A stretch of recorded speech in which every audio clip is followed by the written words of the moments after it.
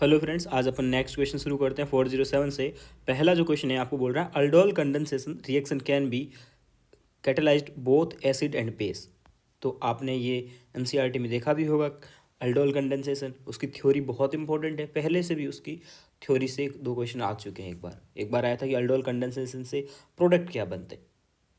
तो aldol condensation से product बनते हैं beta hydroxy aldehyde and beta hydroxy ketones. और इस रिएक्शन को कैटेलाइज कोई भी कर सकता है, एसिड हो भले ही बेस हो। तो असर्शन तो बिल्कुल परफेक्ट है। अब रीजन पढ़ते हैं। बीटा हाइड्रोक्सी एल्डिहाइड और beta hydroxy ketone readily undergo acid catalysed dehydration.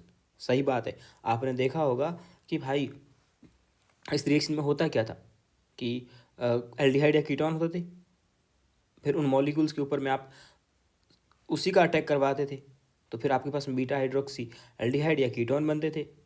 और डिहाइड्रेशन करने से डिहाइड्रेशन भी हो जाता था वहाँ पे, अगर वो बोलता था तो स्टेटमेंट सेकंड भी करेक्ट है। बट क्या ऊपर वाले स्टेटमेंट को ये वेरीफाई कर रहा है क्या, मतलब उसका रीज़न दे रहा है क्या? बट ऐसा इसने पूछा भी नहीं है कि दे रहा कि नहीं दे रहा, तो अपना कोई मतलब नहीं निकलेगा, क्योंकि आप पूछ ही नहीं रहे ना। पूछना तो बस यही बताना है कि कौन सा गलत है कौन सा सही है, तो दोनों सही है। आगे बढ़ते हैं। अगला क्वेश्चन क्या है, match of the following type का है। ओके। इथेन का मतलब होता है CH3CH2NH2। क्या क्या स्टेटमेंट दे रखे हैं? Amine which give azo dye test. अब बता दूं मैं आपको, एजोडाइट टेस्ट को बोलते हैं कपलिंग रिएक्शंस। तो एजोडाइट टेस्ट कौन लोग देते हैं? वो देते हैं एनिलीन। देते हैं कि नहीं देते हैं? तो डी का जाएगा आपके पास में पी। याद करो, कपलिंग रिएक्शन जो एजोडाइट टेस्ट देते थे, याद करो, तो वो तो एनिलीन देंगे और तो कोई देंगे नहीं। तो डी का जाएगा पी। डी का पी दो ऑप्शन में है। ओके। और उसके बाद में बोलता है कि अगला है amine which can be prepared by Gabriel phthalimide reaction. अब ग्रेबियल थैलेमाइड रिएक्शन की अगर आप बात करोगे तो एनसीईआरटी बोलती है ग्रेबियल थैलेमाइड रिएक्शन से सिर्फ प्राइमरी एमीन बना सकते हैं।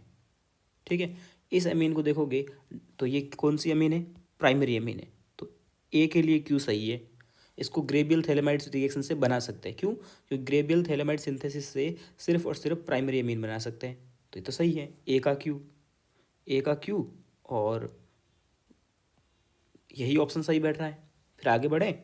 अगला question, Fehling solution A is. अब देखो, आपने फेलिंग टेस्ट भी पढ़ा था, मैंने आपको अच्छे से पढ़ाया था। फेलिंग टेस्ट, फेलिंग और जितने भी टेस्ट थे बहुत इंपॉर्टेंट थे। अब आपको बता दूं, फेलिंग्स दो टाइप का था, फेलिंग ए और फेलिंग बी। ए में क्या था आपका? अगर आप ए को देखोगे तो ए में कुछ कॉपर सल्फेट था।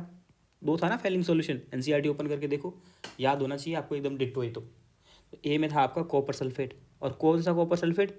Aqueous copper sulphate. तो सही बात है, ए कॉपर सल्फेट था। और बी क्या था? बी वाला फेलिंग क्या था?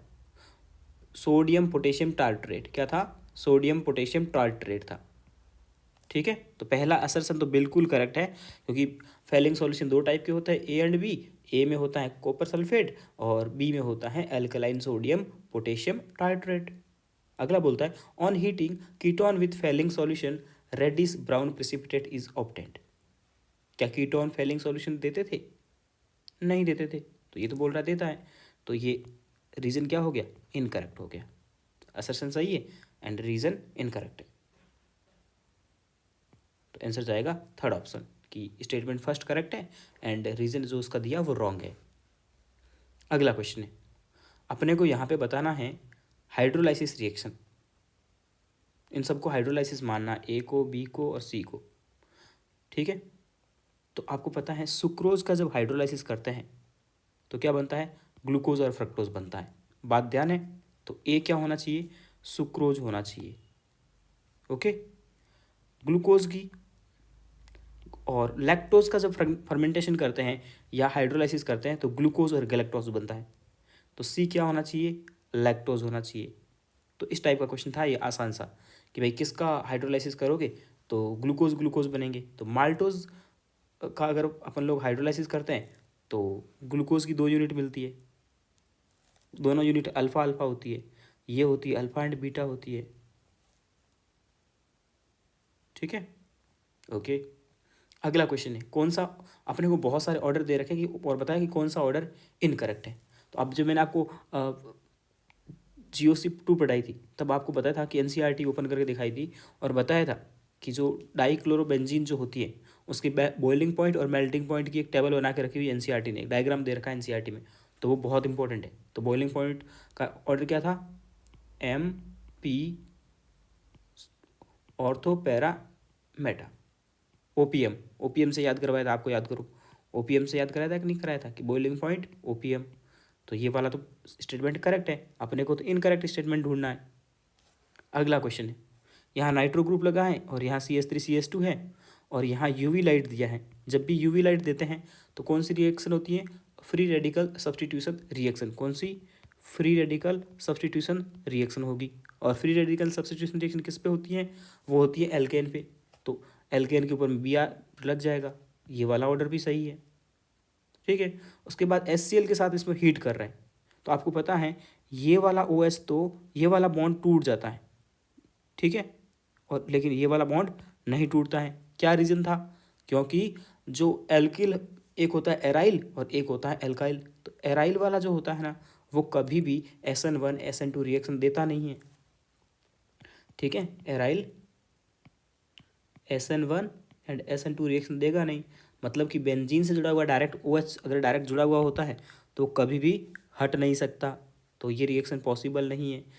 Cl कौन सा हटेगा, OH कौन सा हटेगा, ये वाला, सिर्फ ये वाला OH हटेगा और इसकी जगह Cl लगेगा। लेकिन इस प्रोडक्ट को अगर आप देखोगे तो यहाँ पे आपको दोनों जगह क्लोरीन लगा के दिखाया है, दोनों जगह वाले हटना पॉसिबल नहीं है। तो यही आंसर आ गया अपने पास में।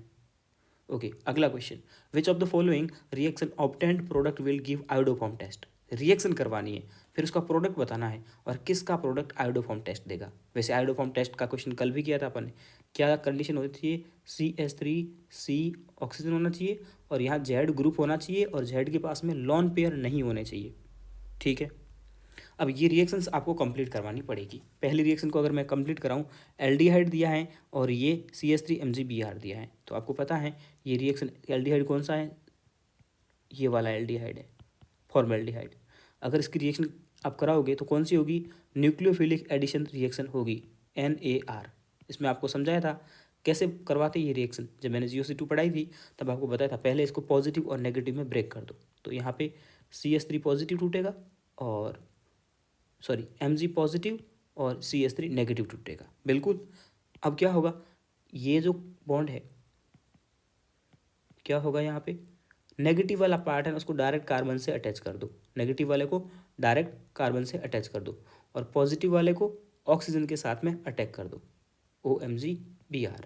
उसके बाद में फिर उसका हाइड्रोलाइसिस भी करवाना है, तो क्या होगा, OMgBr हटेगा और उसकी जगह क्या लग जाएगा, H ये कार्बन और इसके पीछे एक CH3 और ये OH बन जाएगा। और इसको अगर आप सही से लिखोगे, अगर इसको सही से लिखोगे तो क्या होगा, CH2OH और CH3। तो ये तो बिल्कुल वही यूनिट होगी जो आपको चाहिए, CH3C और फिर उससे OH जुड़ा हुआ है। देखो आप, CH3 है ये, फिर C और फिर उससे जुड़ा हुआ OH है, तो ये वाला तो देगा, देगा या नहीं देगा, बिल्कुल। पेन चेंज कर लेता हूँ ताकि आपको दिक्कत ना आए। अगले में क्या होगा, ये तो इलेक्ट्रोफिलिक एडिशन रिएक्शन है, CH3CH OH यहाँ लग जाएगा और यहाँ लग जाएगा हाइड्रोजन, लगेगा कि नहीं लगेगा, पेंसिल डिस्चार्ज हो गई, नहीं फिर क्यों नहीं चल रही, CH3 बिल्कुल। ये वाला भी क्या देगा आपका, आयोडोफॉर्म टेस्ट देगा।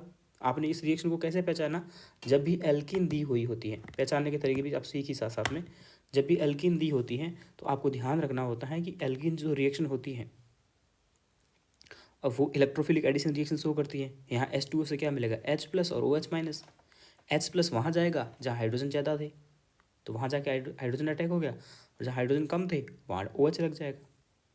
तो इसका आंसर क्या जाएगा, जब दो दे रहे हैं तो तीसरे को चेक करने की जरूरत नहीं है, आंसर जाएगा ऑल।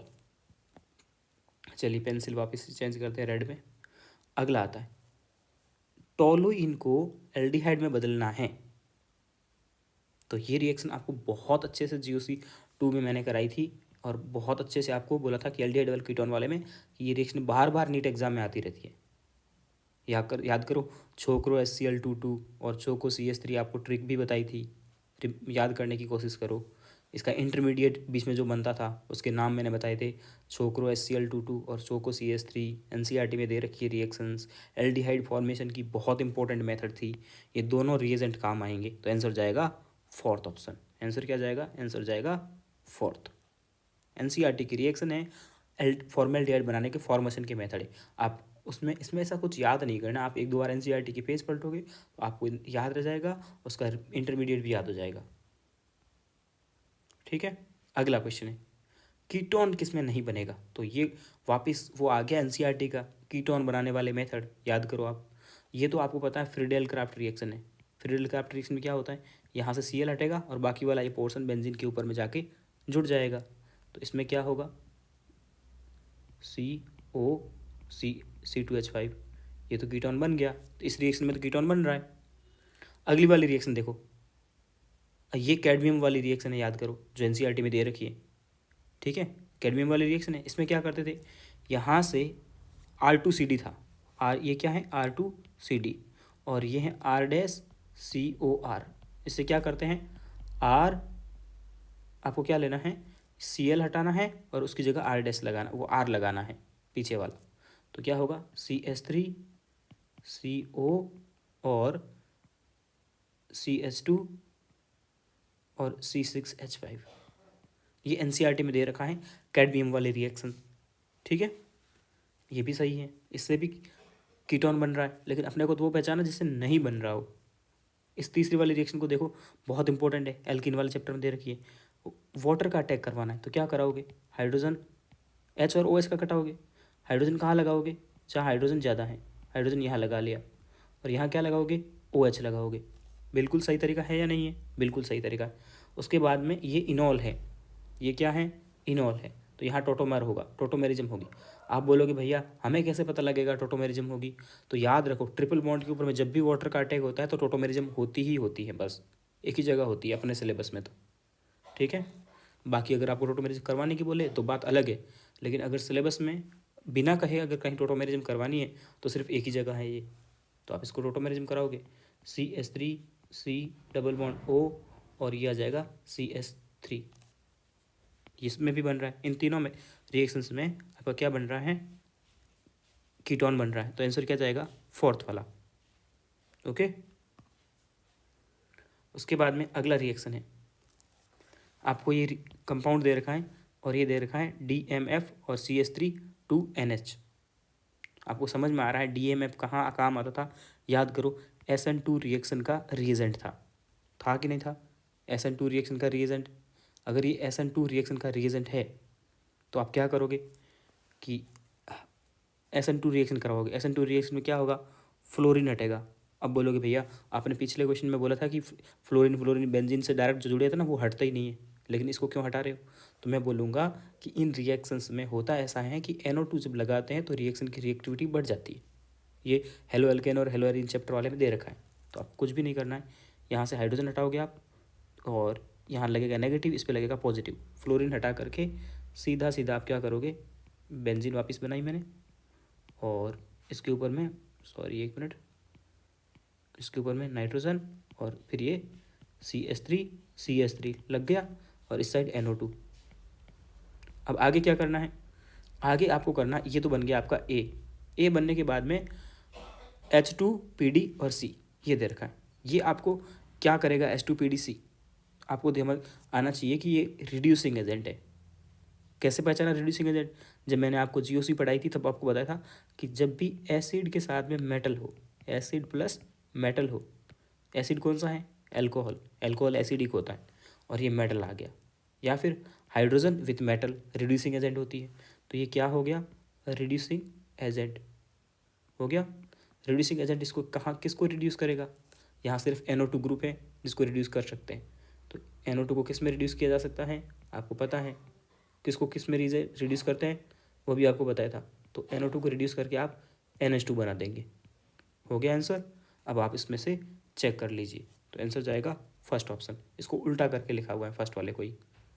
ओके, अगला क्वेश्चन 416 नंबर, आपको एक दिया है ये फिनॉल बनाने का एक मेथड है जो एनसीईआरटी में दिया हुआ है। ओके, और इस रिएक्शन की बात करूँ मैं, अगर इस रिएक्शन की अगर बात करूँ तो यहाँ पे इसको बोलते हैं, इसको फिनॉल बनाने का मेथड है, ठीक है, और इसका नाम है आइसोप्रोपाइल बेंजीन, या इसको बोलते हैं क्यूमीन, और इस पूरे प्रोसेस को बोलते हैं क्यूमीन प्रोसेस। और दुनिया में सबसे ज़्यादा फिनॉल इसी मेथड से बनाई जाती है। तो आप क्या करेंगे, सीधा सिंपल सा बात है, क्यूमीन के साथ में क्या होता है, इस रिएक्शन को ही मैं करके दिखा देता हूँ, हालांकि मैंने जब पढ़ाया था तब कराई थी, और एनसीईआरटी की बहुत इंपॉर्टेंट है। यहाँ है सी और एच और 2 CH3 है, एक ऊपर और एक नीचे। ओके, अब इसमें ऑक्सीजन की रिएक्शन करवाते हैं ना, तो इसका एक इंटरमीडिएट बनता है। इंटरमीडिएट क्या बनता है, CH3C, और ये जो कार्बन और हाइड्रोजन है इसके बीच में 2 ऑक्सीजन आ जाएंगे, ये O2 का O यहाँ आ जाएगा, आ गया। उसके बाद ये CH3 जो था ना, इसको मैं पीछे लिख देता हूँ, आगे पीछे लिखने से कोई फ़र्क नहीं पड़ता है। उसके बाद में फिर आगे जब इसका हाइड्रोलाइसिस करवाते हैं तो रिएक्शन ऐसे होती है, ये वाला जो ग्रुप है ना, ये पूरा का पूरा निकल जाता है बाहर। तो क्या बन गया, पीछे क्या बच गया, OH और ये फिनॉल, ये यहाँ बच गया, और इधर क्या बच गया साथ में प्लस में, CH3, ये बीच वाला C, ये ऊपर वाले C को मैं इस राइट साइड लिख देता हूँ, CH3, नीचे डबल बॉन्ड O, क्या बन गया, एसीटोन बन गया। एसीटोन बन गया है, ठीक है। कीटोन है, कीटोन फेलिंग टेस्ट तो देगा नहीं, टोलेन टेस्ट भी नहीं देगा। क्या ये 2,4-DNP टेस्ट देगा, बिल्कुल देगा। आयोडोफॉर्म टेस्ट देगा, यस देगा, बट ये वाला तो बोल रहा है आयोडोफॉर्म टेस्ट नहीं देगा। आयोडोफॉर्म टेस्ट देगा, 2,4-DNP टेस्ट देगा। अब आप बोलोगे 2,4-DNP टेस्ट क्या होता है भैया, तो सारे एल्डिहाइड और कीटोन 2,4-DNP टेस्ट देते हैं, इतना याद रखो। बाकी डिटेल में अगर आपको जाना है तो आप एनसीईआरटी ओपन करके देख सकते हो या मेरा वीडियो। ओके, तो 2,4-DNP टेस्ट आपको कीटोन देते हैं। ये जो वाई बना है ना, ये वाई यही है। अगला क्वेश्चन क्या है आपके पास में, एक आपको एल्डिहाइड दे रखा है और बोला डाइल्यूट NaOH और टेम्परेचर। जब भी डाइल्यूट NaOH और टेम्परेचर दे दे तो, और एल्डिहाइड दे दे और उसके 2 मॉलिक्यूल, तो ये रिएक्शन एल्डोल कंडेंसेशन हो जाती है, होगी aldol condensation. But aldol condensation के बाद में क्या बनेगा आपके पास में, कुछ बनेगा। उसके बाद में उसकी रिएक्शन किसके साथ करवा रहे हो आप, उसकी रिएक्शन करवा रहे हो आप, उसका ये क्या हो गया, ये तो सिल्वर मिरर टेस्ट है। कौन सा टेस्ट है, सिल्वर मिरर टेस्ट है। अब बताओ सिल्वर मिरर टेस्ट कौन देता है, ठीक है, तो सिल्वर मिरर टेस्ट देगा। सिल्वर मिरर टेस्ट कौन देता है, यहाँ पे क्या बनेगा, बीटा हाइड्रोक्सी, मतलब कि बीटा कार्बन पे OH लगा होगा, बाकी होगा वही, ये एल्डिहाइड है तो एल्डिहाइड ही होगा भाई। ये वाली रिएक्शन अल्डोल कंडेंसेशन है अल्डोल कंडेंसेशन, इतना समझ में आया। तो अल्डोल का प्रोडक्ट क्या बनेगा, बीटा हाइड्रोक्सी एल्डिहाइड या कीटोन। रिएक्शन करा के देखने की जरूरत नहीं है, यही होगा। उसके बाद में उस अल्डिहाइड का अपन लोग सिल्वर मिरर टेस्ट करवा रहे हैं, तो सिल्वर मिरर टेस्ट जब भी करवाते हैं तो यहाँ आपका बनता है एसिड, क्या बनता है, एसिड बनता है, बिल्कुल बनता है। तो इसमें से एसिड बनाना है आपको, और साथ में अल्डोल कंडेंसेशन हुआ था और उसको हीट किया था, तो वो जो OH हाइड्रोक्सी था वो हटक जाता था। आप अल्डोल कंडेंसेशन अगर आपके माइंड में होगा तो आपको ध्यान होगा कि पहले अल्डोल कंडेंसेशन में एक OH और बाकी प्रोडक्ट जैसे कि जैसा बनता है, उसके बाद में उसको हीट कर दे तो वो OH हट जाता है। तो OH है नहीं, OH या फिर डबल बॉन्ड O तो इस किसी भी प्रोडक्ट में आएगा नहीं। साथ में जो आंसर आएगा वो एसिड होगा। एसिड क्यों होगा, क्योंकि सिल्वर मिरर टेस्ट का आंसर क्या आता है, एसिड आता है। ओके, अगला क्वेश्चन, इस क्वेश्चन को हटा देते हैं। जय हिंद।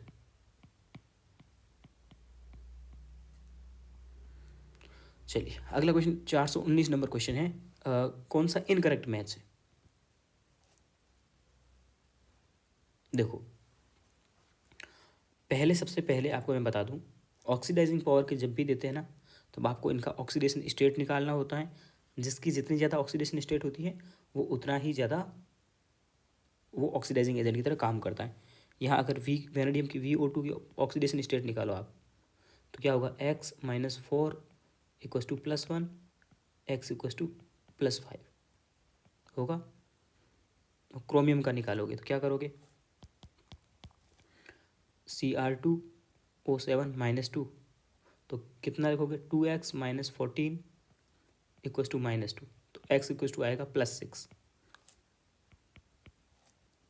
और मैग्नीज का कितना आएगा, काउंट करके देख लो, 4 दूनी 8 और एक उधर नेगेटिव पहले पड़ा था तो +7। चार्ज बढ़ रहा है, ऑक्सीडेशन स्टेट जिसकी ज़्यादा होती है वो उतना अच्छा ऑक्सीडाइजिंग एजेंट होता है। ये तो करेक्ट पेयर है, ठीक है। और ये डाउन द ग्रुप जा रहे MnTC और Re, तो स्टेबिलिटी डाउन द ग्रुप बढ़ेगी इनकी, ये भी सही बात है। मेल्टिंग पॉइंट की बात करें अगर आपके सामने, ठीक है, अगर अपन मेल्टिंग पॉइंट की बात करें तो क्या होता है, पहले बढ़ती है फिर घटने लगती है, लेकिन इसने क्या किया है, इसने डायरेक्ट बढ़ा दिए। जब मैंने आपको डी ब्लॉक पढ़ाया था तब आपको बोला था कि डी ब्लॉक में आप NCERT ओपन करोगे ना तो उसका ऐसे ग्राफ दिया होता है, इस टाइप का, इस मतलब बिल्कुल ऐसा तो नहीं होता है, इस टाइप से कुछ यूँ ग्राफ होता है। तो पहले उनका मेल्टिंग पॉइंट बॉइलिंग पॉइंट बढ़ता है फिर घटता है, इसने क्या किया, डायरेक्ट बढ़ता हुआ दिखा दिया, तो ये तो सही हो नहीं सकता। ओके, अगला क्वेश्चन बोलता है कौन सा क्लोराइड का टेस्ट नहीं देगा। देखो ये क्वेश्चन तो 20 बार मैं आपको करवा चुका हूँ अब तक, और करवाए भी इसीलिए हैं क्योंकि ऐसे क्वेश्चन एग्जाम में बहुत आ रहे हैं। इस क्वेश्चन को कैसे देखते हैं, इस क्वेश्चन को ऐसे देखते हैं, प्लेटिनम यहाँ पे +4 ऑक्सीडेशन स्टेट में, आप निकाल के देख लीजिए +4 में आएगा क्योंकि NH3 पूरा न्यूट्रल होता है, Pt का x मानो, क्लोरीन का -1 होता है, तो 4 माइनस की वजह से क्लोरीन के ऊपर में आ जाएगा +4। और जब भी प्लेटिनम +4 में होता है उसका कोऑर्डिनेशन नंबर होता है 6। और जब अपन इसको लिगेंड फॉर्म, इसका कॉम्प्लेक्स फॉर्मेशन करेंगे ना तो सबसे पहले न्यूट्रल वाले को अंदर लेंगे, जैसे मैं आप सबका करके दिखाता हूँ। पहले वाला का करके दिखाते हैं, तो क्या करेंगे, पहले Pt लिखेंगे, उसके बाद में न्यूट्रल लिगेंड सारे के सारे जितने पॉसिबल है उसको अंदर ले लेंगे, ले लिया। अब अपने पास में 2 और कम पड़ रहे हैं, 2 कम पड़ रहे हैं तो 2 क्लोरीन ले लेंगे, 2 क्लोरीन रह जाएंगे बाहर। तो बाहर जो क्लोरीन होता है वो टेस्ट देता है, तो ये तो क्लोरीन सिल्वर मिरर टेस्ट देगा, देगा। इसका आप चेक करो, Pt फिर NH3 जितने भी हैं अंदर ले लिए 4। आप बोलोगे भैया 2 क्लोरीन अंदर लो, मैं बोलूँगा नहीं, यहाँ Pt +2 में है। देखो कंसेप्ट ये होता है कि Pt अगर +2 में है तो उसका कोऑर्डिनेशन नंबर होता है 4, और Pt अगर +4 में होता है तो उसका कोऑर्डिनेशन नंबर आता है 6। ओके, तो इसका कोऑर्डिनेशन नंबर 4 आना चाहिए था, और 4 NH3 से कंप्लीट हो गया, 2 Cl2 बाहर है, तो ये क्या होगा, टेस्ट बिल्कुल इसका देगा, देगा। फिर अपन बढ़ते हैं अगले वाले में, इसका चेक करते हैं, +4 में है तो Pt NH3 पूरे 6 के 6 ले लिए, और क्लोरीन 4 के 4 बाहर रह जाएंगे। इसका चेक करोगे अगर आप, इसका अगर चेक करोगे तो Pt फिर NH3 लोगे, कितने, NH3 2 ही है, तो अब आपको क्लोरीन 4 अंदर लेने पड़ेंगे, तो इसके बाहर में कोई भी क्लोरीन नहीं है, बाहर में क्लोरीन नहीं है तो ये क्लोरीन का कोई टेस्ट देगी ही नहीं। बहुत आसान है तरीका, और ऐसे क्वेश्चन मैं कम से कम 10-15 करवा चुका हूँ अब तक, और आगे भी करवाता रहूँगा क्योंकि ये क्वेश्चन बहुत इंपॉर्टेंट है, ठीक है। अगला क्वेश्चन क्या है, in extraction of silver from cyanide. अब देखो ये आ गया फिर से मेटलर्जी का क्वेश्चन, मुझे लगा था कॉम्प्लेक्स का है तो डाल दिए थे, क्योंकि मैं जहाँ से क्वेश्चन ले रहा हूँ वो सब सारे के सारे सेलेक्टिव इंपॉर्टेंट क्वेश्चन है, 2023 के लिए सेलेक्टिव थे वो बहुत सारे क्वेश्चन, ठीक है। और अब देखोगे ना अभी के सेलेक्टिव नहीं है, 2023 के सेलेक्टिव है, तो इसमें से आप देखोगे कि 2023 में बहुत सारे क्वेश्चन आए थे क्योंकि ये पहले सेलेक्ट किए हुए थे, बट कुछ कुछ क्वेश्चन ऐसे आ गए। EDTA4 जो होता है वो हेक्साडेंटेड लिगेंड होता है और चिलेटिंग लिगेंड होता है, हर कोई जानता है EDTA के बारे में, इथाइलिन डाइमीन टेट्राएसिटेट, इसकी स्ट्रक्चर में भी क्वेश्चन आ चुका है। अगर वापस इसकी स्ट्रक्चर बनाई जाए तो इसका नाम होता है इथाइलिन, इथाइलिन का मतलब होता है 2 कार्बन, मिथाइल और इथाइल, ऐसे इसके कार्बन है 2 कार्बन, इथाइलिन हो गया इथाइलिन। उसके बाद आता है डाइमीन,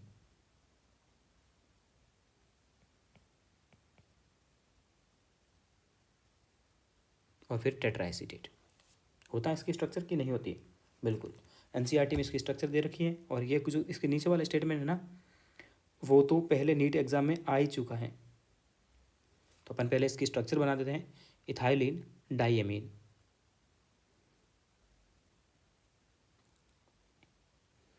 एमीन भी 2 ही है,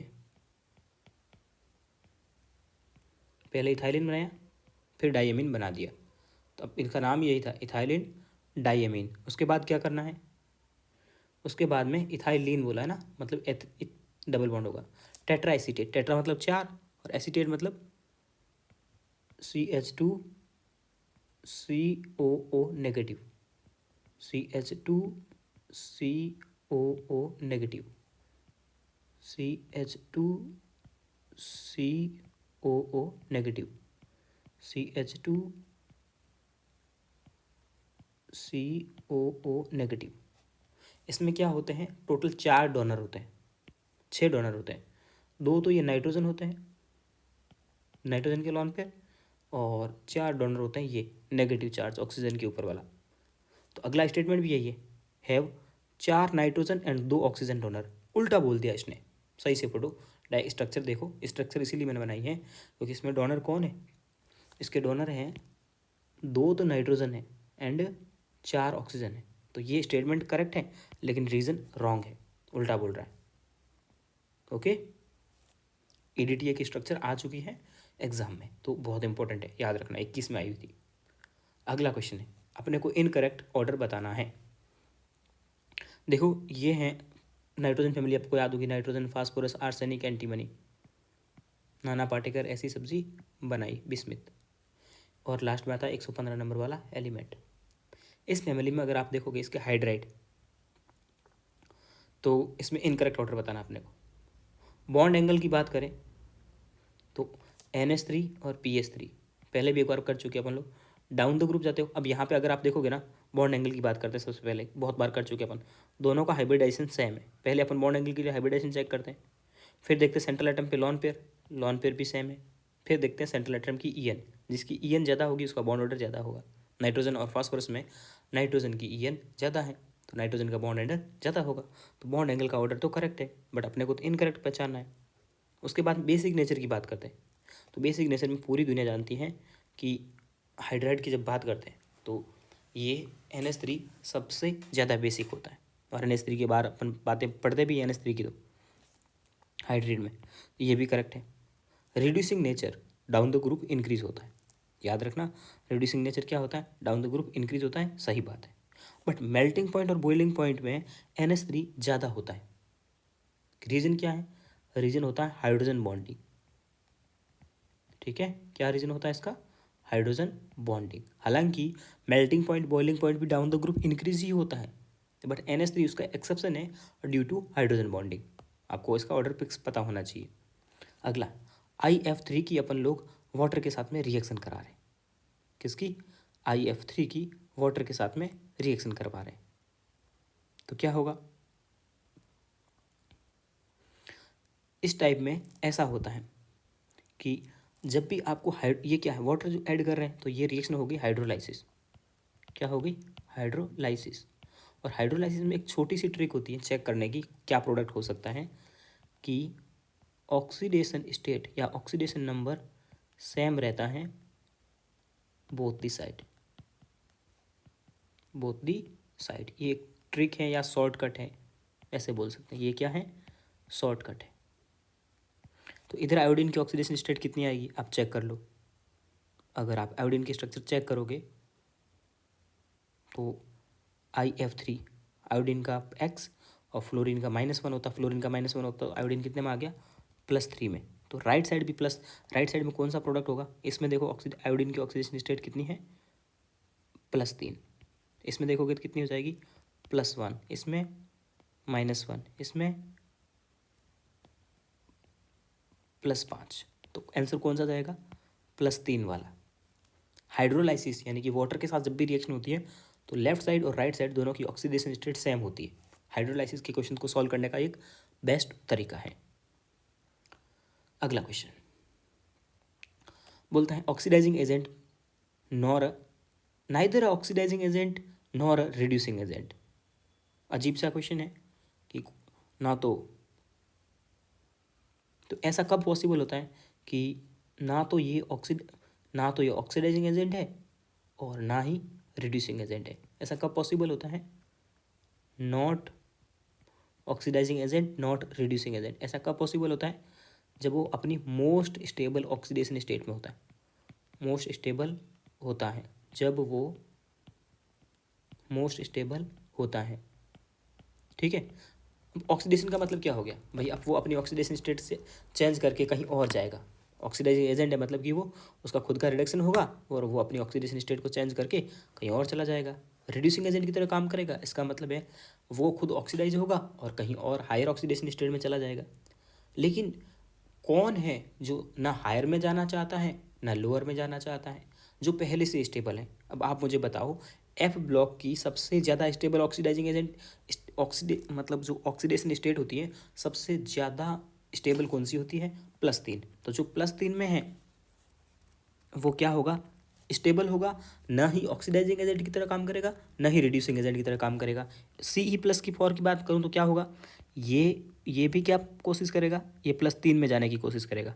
तो खुद का क्या कर रहा है, रिडक्शन। क्या कर रहा है, रिडक्शन। क्या कर रहा है, वापस बोलो, रिडक्शन कर रहा है खुद का। तो ये ऑक्सीडाइजिंग एजेंट की तरह काम करेगा। यूरेपियम +3, ये किस में जाना चाहेगा, यूरेपियम +3 में जाना चाहेगा। चाहेगा तो ये खुद का क्या कर रहा है, ऑक्सीडेशन। क्या कर रहा है, देखो ऑक्सीडेशन। तो किसकी तरह काम करेगा, रिड्यूसिंग एजेंट की तरह। वाई भी क्या करेगा, वाई भी +3 में जाना पसंद करेगा। तो अपना खुद का क्या कर रहा है, ऑक्सीडेशन। तो किसकी तरह काम करेगा, रिड्यूसिंग एजेंट की तरह। और ये ना तो +2 में जाना चाहे, किसी में भी नहीं जाना चाहेगा भाई। क्यों जाएगा, जब वो पहले से स्टेबल है। Okay, maximum type of isomerism. ये क्वेश्चन जब भी आता है तो इस टाइप के क्वेश्चन में देखो, इसमें NO2 सब में कॉमन है बट इसमें नहीं है। NO2 कौन सी दिखाता है आपको पता है, NO2 की वजह से यहाँ मिलेगी आपको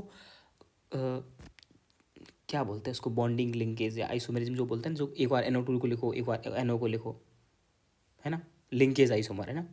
तो इसमें मिलेगी लिंकेज, मैं ऊपर लिख देता हूँ। लिंकेज किस किस में मिल रही है, इसमें मिल रही है, इसमें मिल रही है, इसमें नहीं मिल रही, इसमें मिल रही है। उसके बाद में GI तो सब शो करेंगे, क्योंकि GI कौन शो नहीं करता है, आपको बता रखा है। हाँ, मैंने GI के बारे में बता रखा है आपको, MAN टाइप का और MAN B1 टाइप के GI शो नहीं करते हैं। तो ये देखो MAN B1 ये इस टाइप का है, तो ये GI शो नहीं करेगा। ये वाला GI शो करेगा, ये वाला भी GI शो नहीं करेगा, और ये वाला GI शो करेगा। करेगा GI शो, ओके। उसके बाद ऑप्टिकल आइसोमेरिज्म में आते हैं। तो ऑप्टिकल आइसोमेरिज्म किस में होता है, जिसमें चिलेटिंग लिगेंड होता है। तो ये ऑप्टिकल आइसोमेरिज्म नहीं दिखाएगा, ये नहीं दिखाएगा, ये नहीं दिखाए, ये दिखाएगा, ये दिखाएगा। अब सबसे देख लो, सबसे ज़्यादा आइसोमेरिज्म कौन शो कर रहा है, फोर्थ वाला। बिल्कुल, आगे बढ़ते हैं। XeF2 की स्ट्रक्चर आपको याद करने को बोला गया है कि जिनोन ऐसा होता है, 2 फ्लोरीन होते हैं, आपको 10 मॉलिक्यूल की स्ट्रक्चर याद करनी ही करनी है, ठीक है। आज तक एग्जाम में क्वेश्चन उन्हीं पे आता है, लीनियर स्ट्रक्चर होती है। तो ये बात तो सही है, इनकरेक्ट ढूंढना अपने को, ठीक है। XeO3 इसकी भी स्ट्रक्चर आपको याद करने को बोली है। XeO3 NH3 जैसा होता है, पिरामिडल का होता है, पिरामिडल शेप का होता है। ऑक्सीजन ऑक्सीजन ऑक्सीजन और एक लोन पेयर, NH3 जैसा होता है। तो ये बात भी सही है। XeF4 very good, excellent. आपने बोला भैया इतना पढ़ने की जरूरत ही नहीं है, हमको XeF4 की स्ट्रक्चर डायरेक्ट याद है। आपने अभी तक उसमें से 50 क्वेश्चन XeF4 पे करवा दिए। और XeF4 कैसा होता है, स्क्वायर प्लेनर होता है। लेकिन आज आप एक और स्ट्रक्चर याद कर लो, XeO3 की। मैंने आपको 10 स्ट्रक्चर याद करने को बोला है। आप बोलोगे भैया 5 का बोला था, 5 का शुरू में बोला था, अब मैंने 10 याद करने को बोला है। 5, अब इतने आप होशियार हो गए, 5 और याद करने। आप बोलोगे नहीं भैया आप तो बढ़ाते रहते हो, नहीं अब इससे ज़्यादा नहीं बढ़ाऊंगा, ठीक है। 10 स्ट्रक्चर ही आपको याद करनी है। कौन सी याद करनी है, मैं आपको पहले ही बता चुका हूँ, P ब्लॉक वगैरह चैप्टर में आप चैनल पे जाके वीडियो देख सकते हो। बोलता है NH3 कौन देगा। तो यार अगर आप है ना हैंडबुक देखते हो ना एलन की, एक बार मैं आपको दिखा देता हूँ, इसमें मेरे पास हैंडबुक पड़ी है।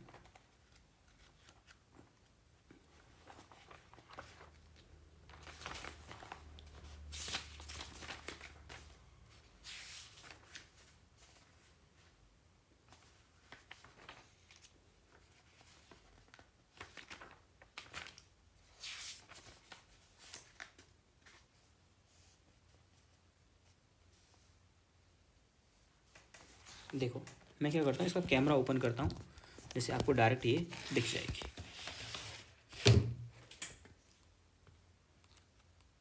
स्ट्रक्चर दिख रही होगी ना,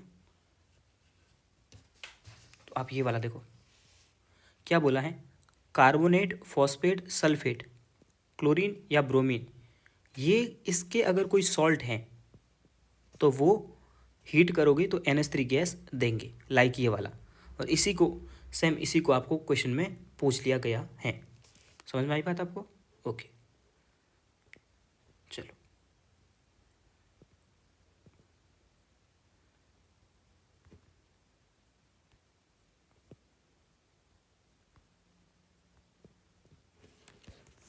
आगे आपको समझ में क्या है, इसका आंसर होगा कार्बोनेट वाला। समझ में आई बात आपको?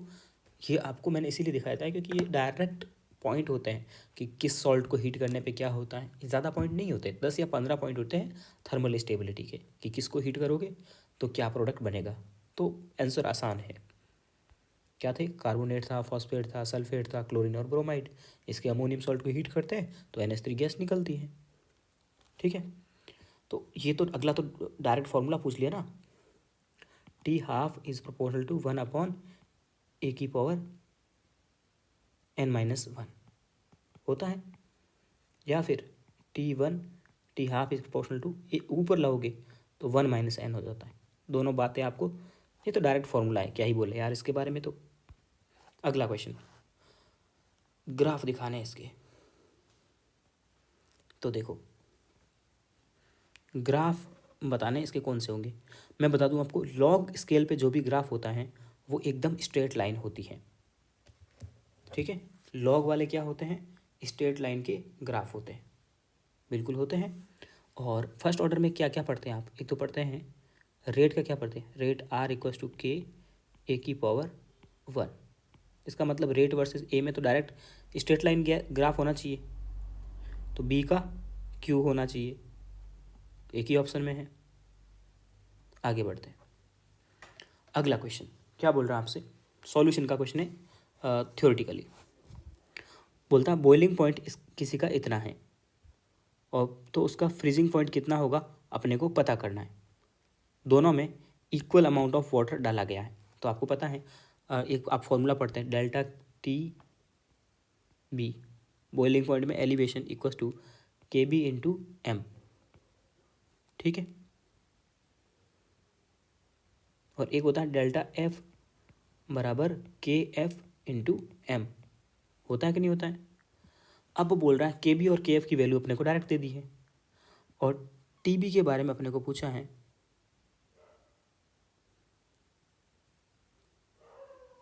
Boiling point aqua solution is इतना, what will be the freezing point solution is equal amount of water is added into it. अब फिर से उसमें डबल पानी ऐड कर दिया गया, m नहीं होगा, पहले मोलरिटी m थी, अब उसमें पानी ऐड कर दिया है डबल। देखो ऐसा होता है ना, आप देखो आपके पास में एक शुगर का सॉल्यूशन था, मीठा था खूब सारा, उसमें आपने पानी डबल कर दिया, तो क्या वो मीठा होगा या पहले वाले से आधा मीठा होगा? आप बोलोगे आधा मीठा होगा।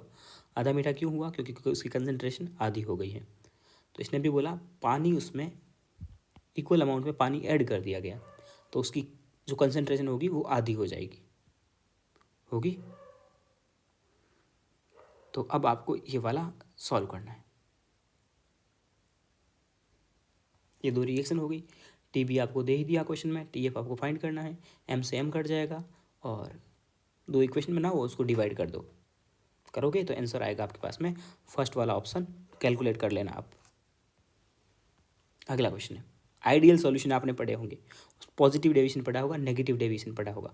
पॉजिटिव डेविएशन में क्या होता है, आपने 1 ml solution plus 1 ml solution मिला करके सॉल्यूशन बनाया, ये हो गया सॉल्यूट और ये हो गया आपका सॉल्वेंट। तो जो आपका ये मान लीजिए 4 ml लिया सॉल्वेंट और 1 ml सॉल्यूट लिया, तो आपका सॉल्यूशन बनेगा ना 5 ml ना बन करके 6 ml बन जाता है, पॉजिटिव बन जाता है। तो पॉजिटिव डेविएशन में ये तो पॉजिटिव आएगा, सही बात है। और ΔS तो सबका पॉजिटिव होता है, भले पॉजिटिव डेविएशन हो भले नेगेटिव डेविएशन हो, एंट्रोपी तो हमेशा बढ़ती है। तो ये भी सही है, ये भी सही है, बट ΔG हर किसी का नेगेटिव होता है, भले वो पॉजिटिव डेविएशन वाला सॉल्यूशन हो भले वो नेगेटिव डेविएशन वाला सॉल्यूशन हो। ओके, और ये चीज़ें भी बहुत बार एग्जाम में पूछता है, डायरेक्ट हैंडबुक में पढ़ी है, आपके पास में हैंडबुक, आप हैंडबुक लो उसको रोज़ 3-4 चैप्टर पढ़ते रहो, बहुत ज़्यादा ज़रूरी है। अगला question, among the which of the following weakest oxidising agent. जब आप इलेक्ट्रोकेमिकल सीरीज पढ़ते हो ना, तो उसमें जो सबसे ऊपर आता है ना, वो होता है रिड्यूसिंग एजेंट, और जो नीचे आते हैं वो होते हैं ऑक्सीडाइजिंग एजेंट। यहाँ पूछा है वीकेस्ट ऑक्सीडाइजिंग एजेंट। जब भी ऑक्सीडाइजिंग एजेंट या रिड्यूसिंग एजेंट की बात करेंगे अपन इलेक्ट्रोकेमिकल सीरीज काम में लेंगे, और उसके ऊपर में जो होगा वो होगा वीकेस्ट ऑक्सीडाइजिंग एजेंट या फिर स्ट्रॉन्गेस्ट रिड्यूसिंग एजेंट। कल मैंने आपको वो सीरीज दिखाई थी, आपको याद करके बोलना पड़ता, वो आई थी लेके बल्ला काना मजे से। तो लिथियम उसमें सबसे टॉप पे आता है, टॉप पे आता मतलब वो स्ट्रॉन्गेस्ट रिड्यूसिंग एजेंट है और वीकेस्ट ऑक्सीडाइजिंग एजेंट है। अगला क्वेश्चन, अपने को बोला है कि इसका प्रोडक्ट क्या बनेगा, ठीक है। मैच ऑफ द फॉलोइंग है, आपको पता है ये रिएक्शन आपको P2O5 क्या करता है, P2O5 करता है पानी निकालने का काम करता है। पानी निकालेगा, अगर एसिड का पानी निकाल देगा तो क्या बनेगा, P2O5 क्या करेगा, पानी निकालेगा। पानी निकालेगा तो एक तरह से इसका क्या बन जाएगा, एनहाइड्राइड बन जाएगा, ए का हो जाएगा क्यू। ओके, इसमें क्या कर रहा है, इसकी ऑक्सीजन के साथ में इसकी रिएक्शन करवा रहा है H+ के साथ में, और ये नहीं आए तो ये वाला डी तो जरूर आएगा आपके पास में। ये तो क्या था आपके पास में, ओ वो उसकी अमोनिया और अमोनिया डेरिवेटिव की रिएक्शंस थी, तो इसका क्या बनता था, याद करो, एल्केन बनती थी, बिल्कुल।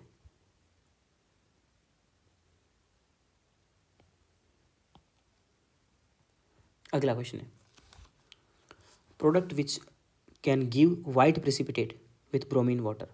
अब मैं आपको बता दूं, फिनॉल के साथ में अगर आपने ब्रोमीन वाटर की रिएक्शन कराई तो वाइट प्रेसिपिटेट आता है कि नहीं आता है। तो इसका मतलब ये पूछ रहा है किसके रिएक्शन में फिनॉल बनेगा, ठीक है। तो अगर यहाँ से इसको ब्रेक करोगे ना तो Br जाएगा इसके साथ में और S जाएगा इसके साथ में, तो इस वाली रिएक्शन में फिनॉल बनेगा। ओके, अगला है best reagent to convert hexane 1 से हेक्सेनल, मतलब कि एल्कोहल को ऑक्सीडाइज करके एल्डिहाइड बनाना है, ठीक है। तो इसका बेस्ट रिड्यूसिंग एजेंट कौन सा होगा, एल्कोहल को एल्डिहाइड बनाने के लिए क्या होता है, तो आपको पता है PCC बेस्ट होता है, पिरिडीनियम क्लोरोक्रोमेट। आंसर क्या जाएगा, PCC। जब आपको बताया था एल्डिहाइड कीटोन पढ़ाए थे आपको GOC में, तो आपको बताया था कि अल्कोहल से अगर आपको एल्डिहाइड कीटोन बनाना है तो बेस्ट रिड्यूसिंग एजेंट जो होता है वो होता है PCC, ठीक है। याद करो पुरानी सारी चीज़ें। अगला है कौन सा डिसप्रोपोर्शनेशन रिएक्शन नहीं है। अब बताओ डिसप्रोपोर्शनेशन होता क्या है, अगर एक ही एलिमेंट का ऑक्सीडेशन हो रहा हो और उसी का रिडक्शन हो रहा हो तो उसे बोलते हैं अपन लोग डिसप्रोपोर्शनेशन, ठीक है। उसी को क्या बोलते हैं अपन लोग, डिसप्रोपोर्शनेशन बोलते हैं। आई बात समझ में। अगर आप चेक करोगे सबका, ये बोल रहा है MnO4 है, इस रिएक्शन को मैं लिखता हूँ MnO4 - 2 gives MnO4 plus MnO2। इसका अगर आप चेक करोगे तो यहाँ पे Mn किस में है, +6 में, यहाँ कितने में है, +7 में, यहाँ कितने में है, +4। तो ये तो हो गया आपका ऑक्सीडेशन, ये क्या हो गया, रिडक्शन। जब ऑक्सीडेशन और रिडक्शन दोनों होते हैं तो उसे बोलते हैं डिसप्रोपोर्शनेशन। तो ये फर्स्ट वाला तो है, ओके। बोलता है copper plus converts into copper 2 and metallic copper, मतलब कि कॉपर +1 से कॉपर +2 भी बनेगा, साथ में कॉपर भी बनेगा। इसमें देखो सीधी सी बात है, +1 से +2 जा रहा है ऑक्सीडेशन, और +1 से 0 में जा रहा है रिडक्शन, तो ऑक्सीडेशन भी हो रहा है रिडक्शन भी हो रहा है, मतलब ये डिसप्रोपोर्शनेशन रिएक्शन है, ठीक है। XeF4 है तो क्या बना रहा है, जिनॉन बना रहा है, और साथ में जिनॉन का ऑक्साइड बना रहा है XeO3। तो अब इसमें देखो, इसमें कितने में है, +4 में है, और यहाँ किस में गई, +6 में, और यहाँ 0 में, तो ऑक्सीडेशन भी हुआ रिडक्शन भी हुआ, ये तो हो गया, ये तीनों डिसप्रोपोर्शनेशन है, तो आंसर तो 4th ही जाएगा। कैसे जाएगा, अब आप चेक करो, K2Cr2O7, इससे क्या बन रहा है, K2CrO4 बन रहा है, साथ में क्या बन रहा है, साथ में बन रहा है Cr2O3 बन रहा है, इसमें अगर आप देखोगे तो क्रोमियम यहाँ कितने में है, 7 दूनी 14 में से 2 गए 12 प्लस 6, यहाँ कितने में है 4 दूनी 8 प्लस 6, यहाँ कितने में है 3 दूनी 6 और प्लस 3। तो रिडक्शन तो हो रहा है बट ऑक्सीडेशन नहीं हो रहा है। तो अपने पास डिस्प्रोपोर्शनेशन में तो वो होता है ऑक्सीडेशन और रिडक्शन दोनों होना चाहिए। अगला क्वेश्चन फिर से मैच ऑफ द फॉलोइंग है। कैटलिस्ट अपने को पहचानना है, बहुत आसान क्वेश्चन है, इसमें ज़्यादा टाइम नहीं लेंगे। हेबर प्रोसेस में काम आता है अमोनिया, अमोनिया बनता है और आयरन काम में आता है, तो सी का आएगा पी। सी का पी एक ही ऑप्शन में है, आंसर मारो आगे बढ़ो। वेजिटेबल में क्या काम आता था, वैसे निकल काम में आता था। ठीक है, ये हार्ड क्वेश्चन नहीं है, बहुत आसान है, पर करवाने पड़ते हैं क्योंकि एग्जाम में आएंगे। फिर मैं अगले मिनट के बाद बताऊंगा कि देखो मेरे पढ़ाए हुए में से पूरे 45 के 45 क्वेश्चन आ गए। अगर मैं ये नहीं पढ़ाऊंगा और ये आएगा तो फिर ऐसे कैसे होगा। ठीक है ना, इसलिए करा रहा हूँ मैं। बोलता है which compounds leaves behind the no residue on heating, मतलब किसको गर्म करोगे तो बाद में कुछ भी नहीं बचेगा। ठीक है, इस टाइप ऐसा क्वेश्चन पूछ रहा है, तो इसका NH4 NO3 होता है आंसर। अजीब क्वेश्चन है, नहीं करोगे छोट काम का नहीं है। बोल रहा मोलर पोलर है, तो पहली बात बता दूं मैं आपको, पोलर का मतलब है इसका म्यू 0 नहीं है। XgF2 एंड XgF4 का तो म्यू इसका तो 0 होता है, इसका mu not equal to 0। Mu कैसे चेक करते हैं, side atom same and lone pair 0। इसका भी अगर आप चेक करोगे तो म्यू नॉट इक्वल टू 0, इसका भी चेक करोगे तो म्यू नॉट इक्वल टू 0। तो ये तीनों आंसर हो सकते हैं, बट साथ में क्या पूछा है, नॉन प्लेनर होना चाहिए। ClF3 कैसा होता है, आपको 10 स्ट्रक्चर याद करने को बोला ना, उसमें ClF3 भी होता है, टी शेप का होता है, और V shape, T shape, bent, ये सब होते हैं प्लेनर, ये भी प्लेनर है। तो आंसर जाएगा थर्ड ऑप्शन। ये टेट्राहेड्रल है, कैसा है, टेट्राहेड्रल है। टेट्राहेड्रल कभी भी प्लेनर नहीं होता है। अगला क्वेश्चन देखो, NCERT का क्वेश्चन है और बहुत बार एग्जाम में आ चुका है। NH3 और NF3 में डाइपोल मोमेंट NH3 का ज़्यादा होता है। रीजन क्या होता है, जो डाइपोल मोमेंट की डायरेक्शन होती है वो कम इलेक्ट्रोनेगेटिव से ज़्यादा इलेक्ट्रोनेगेटिव की तरफ होती है। अगर आप NH3 की स्ट्रक्चर बनाओगे तो नाइट्रोजन हाइड्रोजन हाइड्रोजन हाइड्रोजन होगा और एक लॉन पेयर होगा, तो इसकी डायरेक्शन क्या होगी, हाइड्रोजन से नाइट्रोजन की तरफ होगी। समझ में आई बात, हाइड्रोजन और नाइट्रोजन में से ज़्यादा इलेक्ट्रोनेगेटिव कौन है, नाइट्रोजन, तो डायरेक्शन होगी हाइड्रोजन से नाइट्रोजन। लॉन पेयर का क्या होगा, लॉन पेयर हमेशा दूर, लॉन पेयर से दूर जाती है डायरेक्शन। तो इसमें सारे के सारे तीनों के चारों एरो ऊपर जा रहे हैं, तो वेक्टर हैं, जुड़ जाएगा। जबकि आप NF3 में देखोगे फ्लोरीन, अब आप नाइट्रोजन और फ्लोरीन में देखोगे ना, तो फ्लोरीन ज़्यादा इलेक्ट्रोनेगेटिव है। फ्लोरीन इलेक्ट्रोनेगेटिविटी का ऑर्डर देखोगे ना, तो फ्लोरीन और नाइट्रोजन में से फ्लोरीन ज़्यादा इलेक्ट्रोनेगेटिव है। तो अब एरो किस साइड आएगा, फ्लोरीन की तरफ आएगा। क्यों, क्योंकि जो ज़्यादा इलेक्ट्रोनेगेटिव होगा उसकी तरफ ही तो आएगा, और ये तो ऊपर जाएगा, हमेशा दूर जाएगा लॉन पेयर से। तो इसमें देखो डाइपोल मोमेंट क्या हो रहा था, ऐड हो रहा था। क्या हो रहा है, ऐड, और यहाँ क्या हो रहा है, सबस्ट्रैक्ट हो रहा है, घट रहा है। तो इसका रीज़न यही होता है। अब मैं आपको बता दूं, फटाफट बोल देता हूँ, NCERT ने पूरा एक पैराग्राफ खराब कर रखा है, आपको पैराग्राफ भी जाके देखना है अभी तुरंत। ठीक है, क्वेश्चन देखते ही क्या देखना है आपको, ये बोलता है कि NH3 और NF3 का में से NH3 का डाइपोल मोमेंट ज़्यादा होता है। उसका रीज़न यही होता है कि इसमें लॉन पेयर और बॉन्ड पेयर की वजह से सेम डायरेक्शन में होता है। क्या होता है, सेम डायरेक्शन में, किसमें, NH3 में। और NF3 में क्या होता है, अपोजिट डायरेक्शन में होता है। Same direction, opposite direction. Okay, हो गया आंसर। अगला है आइसो इलेक्ट्रॉनिक। आइसो इलेक्ट्रॉनिक का मतलब होता है इसमें इलेक्ट्रॉन का नंबर सेम हो। आप चेक करके देख लो, इलेक्ट्रॉन का नंबर फोर्थ ऑप्शन में सेम है। अगला है प्लेनर स्ट्रक्चर। देखो प्लेनर की बात करें तो आपको बताओ, SO2 की स्ट्रक्चर भी आपको याद करने को बोला गया है। SO2 की स्ट्रक्चर ऐसी होती है, एक लॉन पेयर के साथ में V शेप की, प्लेनर होता है। लेकिन अगर आप बात करोगे S3O की, तो ये कैसा होता है, टेट्राहेड्रल, ये नहीं हो सकता। XgF4 प्लेनर होता है, NO3 - भी प्लेनर होता है। ओके, अगला है ammonia is soluble in water but phosphine is insoluble. अब ये क्वेश्चन बहुत अच्छा है, ठीक है, क्योंकि NH3 है ना और PH3 है, इसमें से ये तो पानी के साथ घुल जाता है। क्यों, क्योंकि हाइड्रोजन बॉन्ड बनाता है। ये नहीं घुलता है क्योंकि हाइड्रोजन बॉन्ड नहीं बना पाता है। तो आंसर क्या जाएगा, हाइड्रोजन बॉन्डिंग।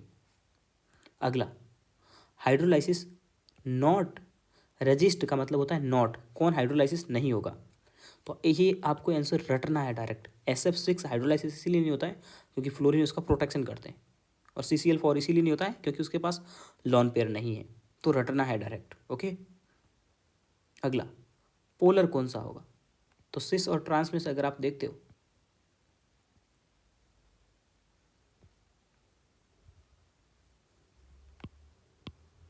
ओके,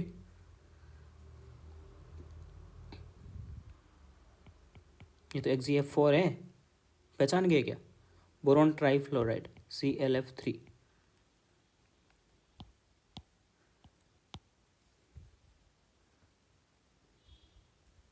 पोलर पूछ रहा है तो बोरॉन ट्राइफ्लोराइड मतलब ClF3।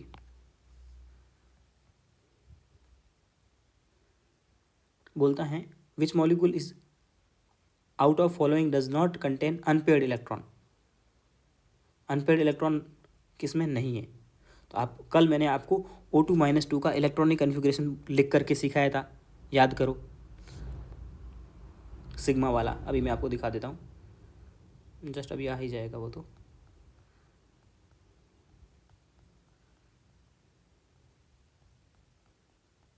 ये रहा, इसमें आप देखो लास्ट तक पेयरिंग हो रखी है, कहीं पे भी एक सिंगल इलेक्ट्रॉन नहीं दिख रहा है। सिंगल इलेक्ट्रॉन दिखता है उसको बोलते हैं अनपेयर्ड, तो इसमें अनपेयर्ड इलेक्ट्रॉन नहीं है।